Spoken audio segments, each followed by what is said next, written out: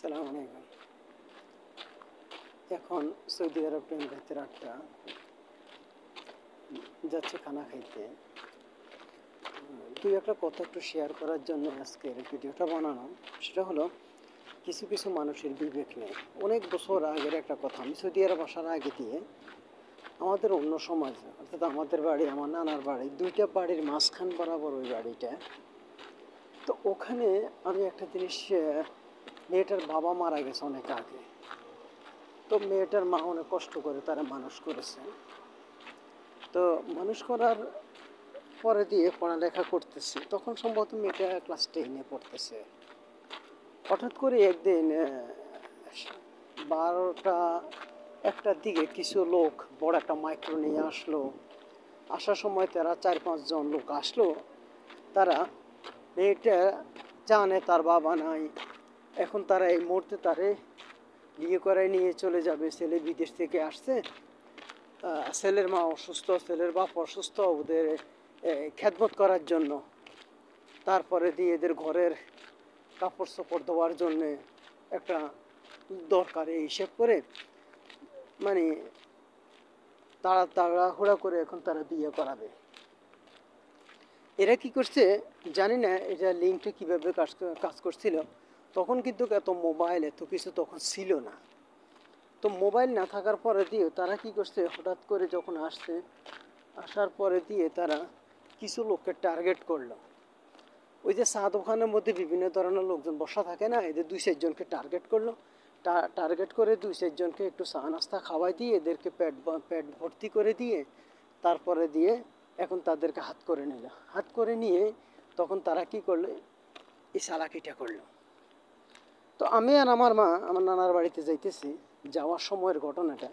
তখন আমার মা একটা কথা বললো যে এমনি এমনি ঘটনা, যে এখানে আমার মেয়ের বিয়ের জন্য যে এখান থেকে একটা প্রস্তাব আসছে, এখন এটাকে কী করুন। তখন আমার মা একটু ব্যাপারটা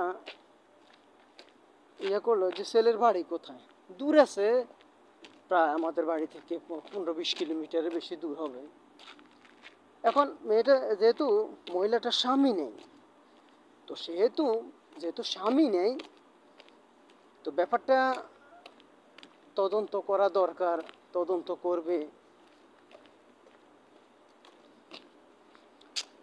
তদন্ত করাটা তো একেবারে জরুরি, যে কোথায় ছেলের বাড়ি, কোথায় ঘর, কে আছে না আছে, আসলে কি বিদেশে থাকে না, এগুলো কোন ধরনের একটা শয়তানি, এগুলো তো তদন্ত করা দরকার।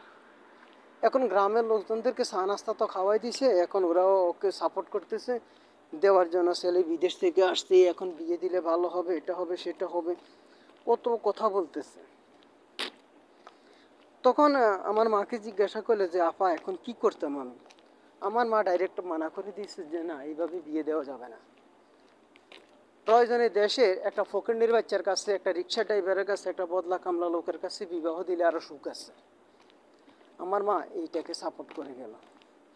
তো আমার মা যখন এটাকে সাপোর্ট করে গেছে, মানা করে দিছে, তখন মহিলাটা চুপ হয়ে রইল। তখন আমার বললো যে ছেলের কোথায় বাড়ি, কোথায় ঘর, কোন ধরনের সিটার বাটফার, একটা মেয়ে জীবনটা নষ্ট করে দিব, এটা এভাবে হয় না। তারা যৌতুক চায় না, এটা চায় না, ওইটা চায় না, এরকম কথা বলি এরা চাইছিল নিয়ে যাওয়ার জন্য, তার হয় না। তো এই ধরনের দেখবেন অনেক লোকের আছে না, বিবেক নেই, তারা এইরকম কাজগুলো করে থাকে। তো আমার আপনার একটাই কাজ, আমাদেরকে একটু সতর্ক হতে হবে। সতর্ক হওয়াটা আমাদের জন্য একেবারে জরুরি। নাইলে কিন্তু এই ধরনের প্রতারক চক্র যে কোনো সময় যে কোনো পরিবারের সমস্যা সৃষ্টি করতে পারে। ভালো থাকুন। আসসালামু আলাইকুম।